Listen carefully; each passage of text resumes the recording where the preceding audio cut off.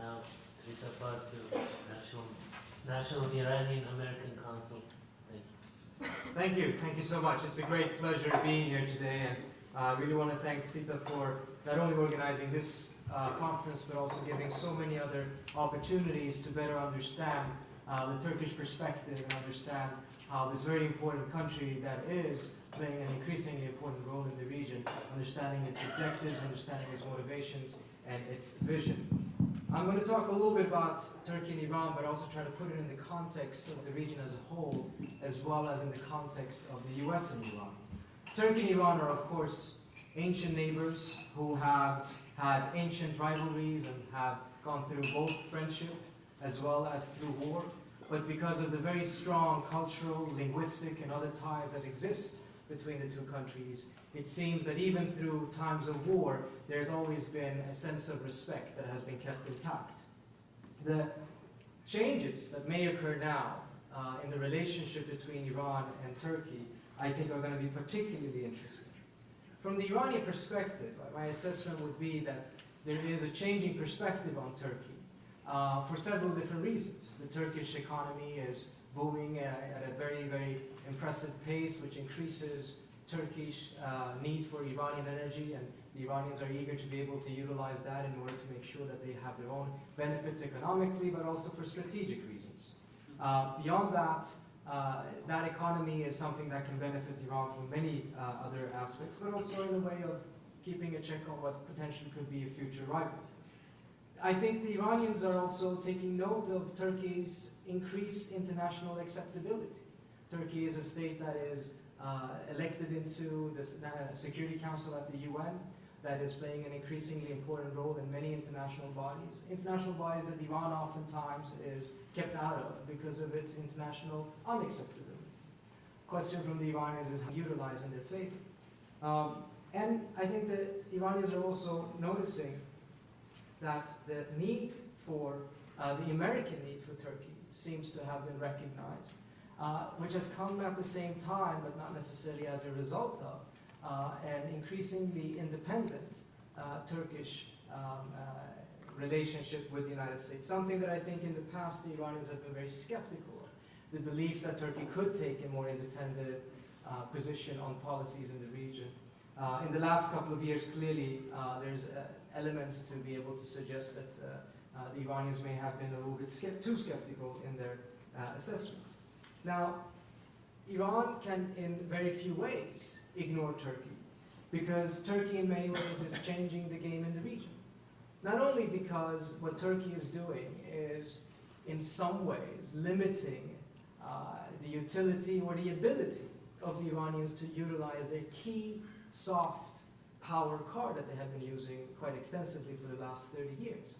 And that is to focus a lot on the Israeli-Palestinian conflict, present themselves as the vanguards of the public opinion in the region in regards to the Israeli occupation of Palestinian territory,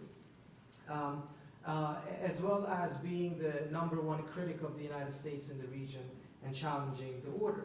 Now, in a conversation I recently had with an analyst, an observer in Iran, he conveyed the view that in Tehran there seems to be some irritation at Turkey's ability to come in rather late in the game and get a lot of credit for things that the Iranians believe, rightly or wrongly, that they are more responsible for being able to put in place.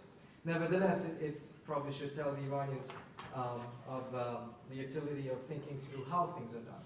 But the interesting part of this is that in the past there's been a lot of efforts to change the balance in the region. There's been a lot of efforts to be able to change the order in the region.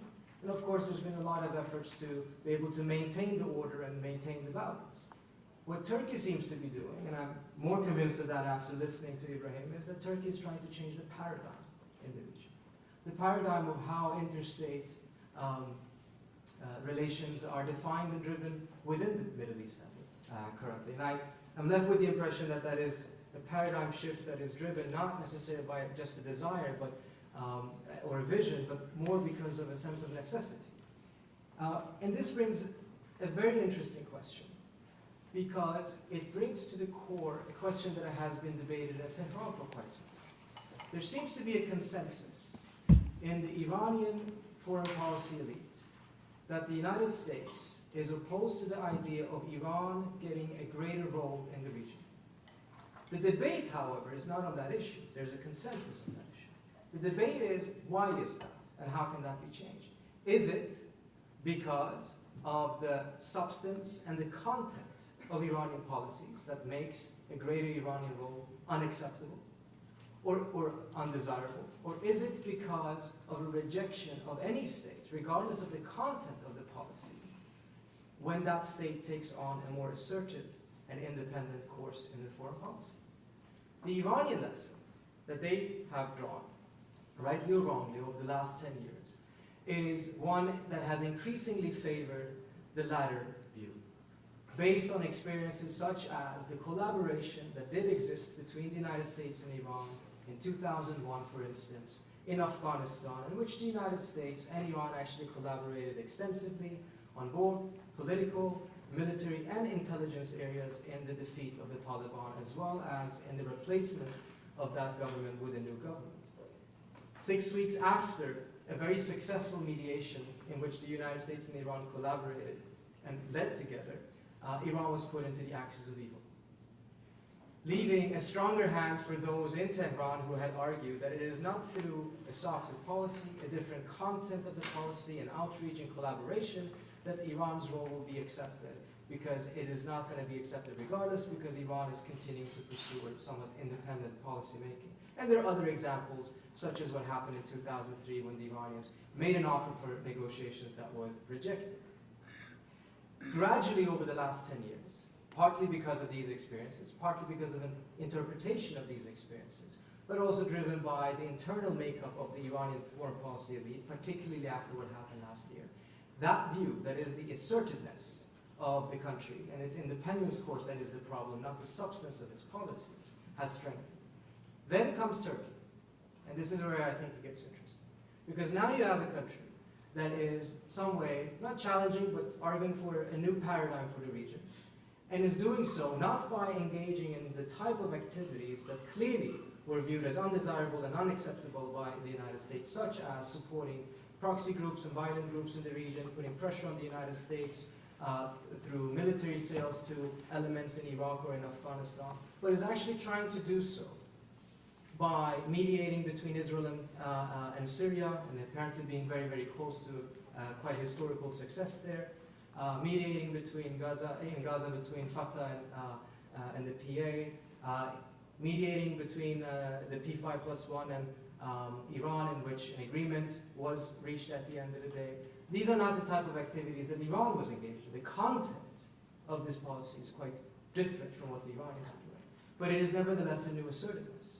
And the reading so far, and this is not a foreclosed conclusion, this chapter has not yet been fully written, but the reading so far is that the reaction in Washington to this new assertiveness, even though the content of the policy is not a negative one, has nevertheless not been particularly different from the reaction that the United States has shown in Iran. So countries are going to be taking a look at how the United States relates to, in this case, a long-standing American ally with a long history of being very, very close to the United States, who is arguing for a new paradigm in the region. That's going to make a significant difference. And of all of those countries that are looking at that closely, I would guess that the Iranians are looking closer than anyone else. Thank you. Thank you, Trita. Amjad Atallah.